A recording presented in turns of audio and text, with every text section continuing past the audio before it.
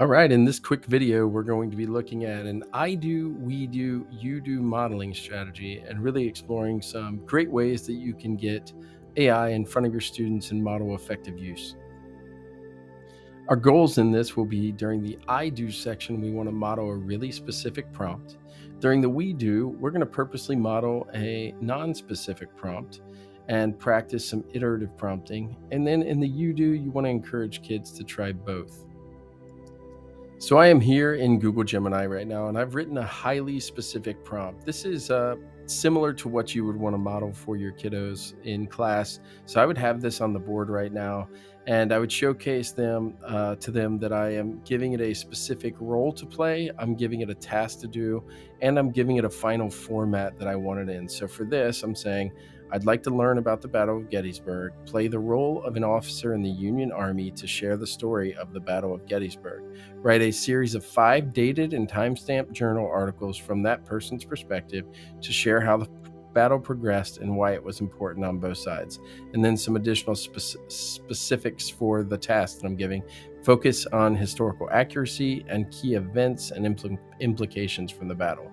So I would want to model for them what a highly specific prompt gives me, right? So I'm showcasing to them this is a way that I could go about modeling this particular learning goal. So the goal was to learn about Gettysburg, but instead of just asking it to teach me about Gettysburg, I've given it a really specific role to play and something that would be interesting for me to read as a learner. So giving them a specific example right off the bat is really, really helpful. And then we could go through that. If you wanted to use some of these, great. You don't have to. You maybe would want to read a little bit of your thing that you modeled with them. But the big thing is giving them perspective on how they could creatively start to think about using this tool. The second thing we want to get into is a we do section, right? So if we said, hey, we're using AI and we want to learn about Gettysburg, can you guys help me come up with a very general or non-specific prompt and see how the results of our AI change a little bit as we do that? So for a non-specific prompt, I would just say something like, teach me about Gettysburg.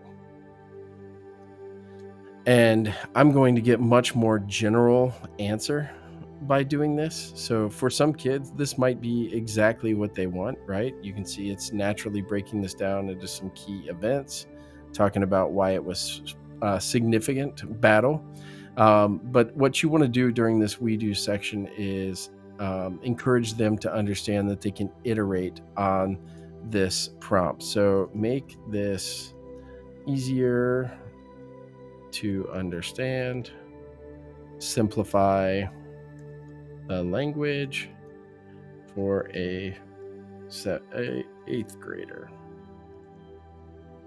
And just showing them that even when you start off with a not so great output for what you need, you can always iterate on that and get it to change. So at this point, I could even then say, after I've asked it to simplify, I could even iterate this and turn this into a poem, or I could iterate this and turn this into a fictional story, right? So iterative prompting gives them the chance to say, let's start with something basic and then turn it into what we want.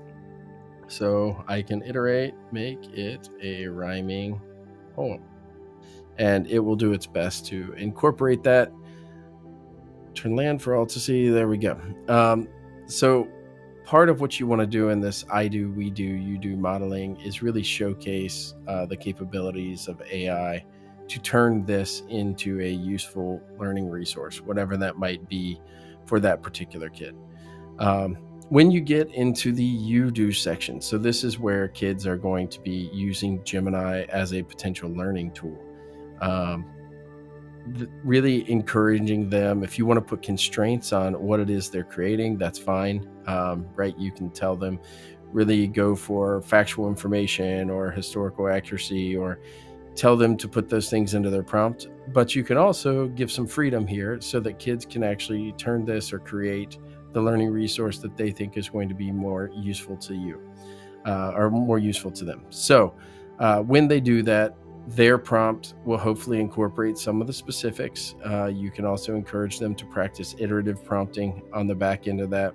And the goal would be that you have some diversity in the types of learning and resources that you get around your general topic, so that when you bring kids together for a human connection experience or some kind of conversation, that you've got a diverse range of learning content accessible to you in that. And remember, one of the biggest things, one of our pillars is that we always want to make sure that we're pairing a great AI learning engagement with human connection experiences, a chance for kids to process out loud, share what they learned, share what they saw. So that's an important component to consider as well. Hope this is helpful. Have a great day.